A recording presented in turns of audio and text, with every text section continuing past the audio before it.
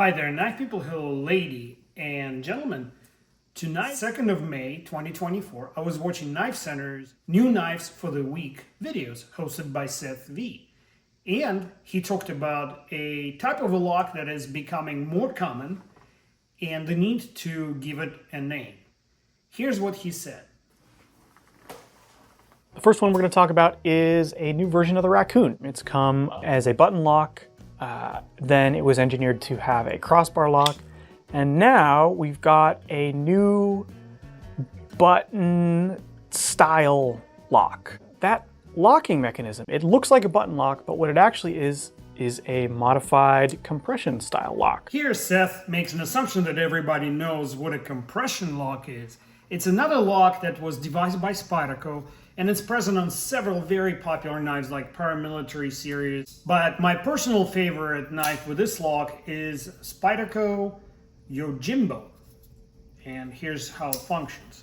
So it's a liner that's kind of functions like a liner, but it compresses the blade from the top instead of from the back.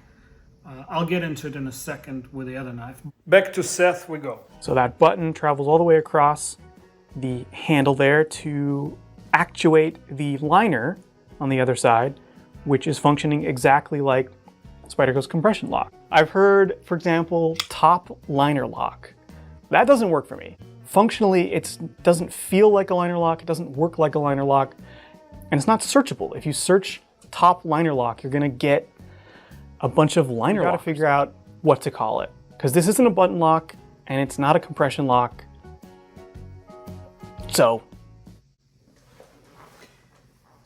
I accepted the challenge, and a couple of names came to my mind very quickly, but I remembered that in my collection I have this knife from Spyderco. It's called Smock, the model. The model is called Smock. It's a front flipper, an amazing action, and it has the exact locking mechanism that Seth is demonstrating on this new Vosteed. So I thought, before I throw in fancy abbreviations or some kind of technical sounding words, why don't I take it apart to see how the lock works, and then based on my findings, I am sure to come up with a good technical yet catchy name for this type of lock. Disassembling Spyderco knives is pure joy. People at Spyderco know what the right amount of Loctite is or isn't. So the screws are torqued perfectly and the knife comes apart fairly easy. And while you're watching my disembodied hands, please consider subscribing to my channel where I deliver a lot of technical information and never try to sell you a knife. When you disassemble as many knives as I do, you start noticing things right away. It's a pretty sophisticated knife. For example, take a look at the button, which also doubles up as a stop pin. I'll get into it later. And it applies a little bit of a pressure on the liner to hold it in place. Attached to the blade, there's a hidden stop pin, which engages the liner. You can see it here riding inside that circular slot in the liner. It's absolutely great to have redundancy on a blade retention. And that little bearing ball that you just saw fall out, it's another redundant system. There are two detent balls on this knife. It's a little fidgety to take the liner off because, as I said, the push button applies a little bit of a backward pressure which impinges it between it and the ferrule. I resort to prying it off eventually, and that happens to work. Whatever works, right? Why am I showing you Spyderco knife instead of Vosteed Raccoon? It is because I believe these locks are identical or nearly identical.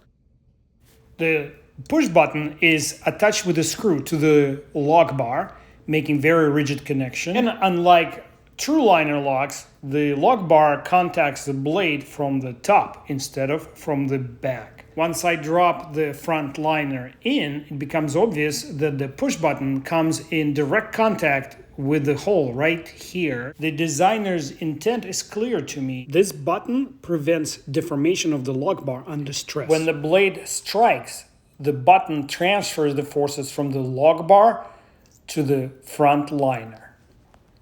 The liner lock bar contacts the blade from the top. So any stress resulting from torque is transferred from the blade to the lock bar, from the lock bar to the push button, from the push button to the front liner. Now let's pop the front liner back on and take a look at the hidden stop pin. It acts as a first line of defense when the blade strikes by transferring the stress to the liners, while at the same time the lock bar transfers any torque-induced stresses to the liners and the button as well. As you can see, this system relies on transferring and distributing stresses. Additionally, there is a ramp on the back of the blade on the surface that comes in contact with the lock bar. This feature ensures a full engagement between the lock bar and the blade, which also means the stresses are fully transferred. Smock was a pretty expensive model, and I can clearly see why. There was a lot of engineering put into the design of this knife. When the tip of a blade strikes, the stress is transferred from the blade to the hidden pin on one side and from the blade to the lock bar face on the other. The button is rigidly attached to the lock bar, so the stress from the lock bar transfers to the button, which in turn engages the liner, just as the hidden pin does. This mechanism entirely depends on transferring stress from one element to another. So now that I understood how this locking system works, it was time to figure out what should I call it. I played with a few concepts, as simple as cross button lock, to go with DCA's definition of cross bar lock, or with something like cutter button lock, because button kind of acts as a cutter pin in a machinery that connects different parts. But I also noticed how all these parts of the locking system interact with one another to transfer forces. Even the simple act of pressing the button, you are transferring that motion from this surface to the liner lock. Then, the way it locks up, any stress is transferred and distributed between components of this knife. So to keep things simple, we could call it a trans-surface lock, or as simple as transfer lock. I actually like transfer lock because it will be easy for everyone to remember, and it does not include any of the keywords that would sway the searches on the web to just liner locks or button locks. So Seth, I hope you watched this. I am going to put a comment under your video. I have no copyright claims to any of that. I disclaim it all here. It's all yours, guys.